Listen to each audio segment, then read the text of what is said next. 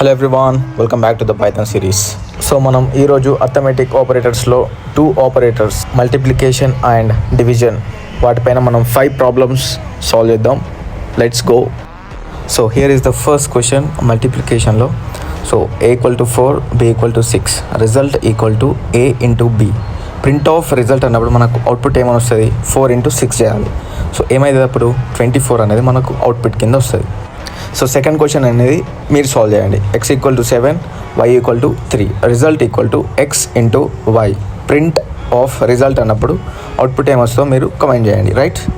So ఇక్కడ మల్టిప్లికేషన్లో మనం into అనే ఆపరేటర్ వాడతాం అర్థమెటిక్ ఆపరేటర్స్లో, కానీ ఇక్కడ పైథాన్కి వచ్చేసరికి మనం స్టార్ అనే ఆపరేటర్ యూజ్ చేస్తాం. థర్డ్ క్వశ్చన్ చూడండి. m = 2.5, n = 4, రిజల్ట్ ఈక్వల్ to m into n.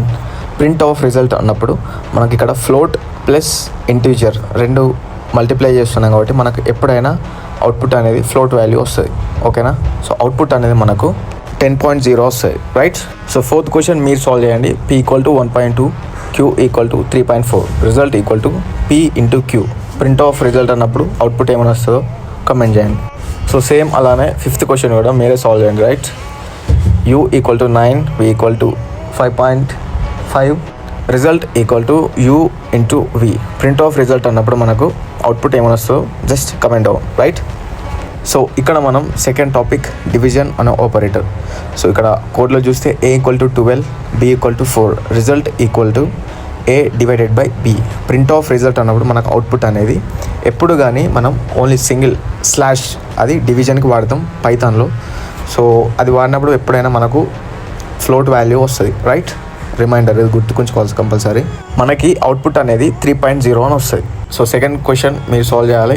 x = 7.5, y = 2.5, result equals to x/y. Print of result అన్నప్పుడు మనకు అవుట్పుట్ ఏమో వస్తుందో జస్ట్ కమెంట్ డౌన్. సో ఇక్కడ థర్డ్ క్వశ్చన్ చూడండి.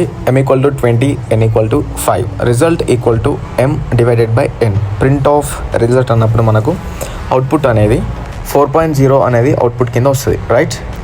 So this is the topic for today. If you need Python related content, then don't forget to follow me. See you in the next video. Bye.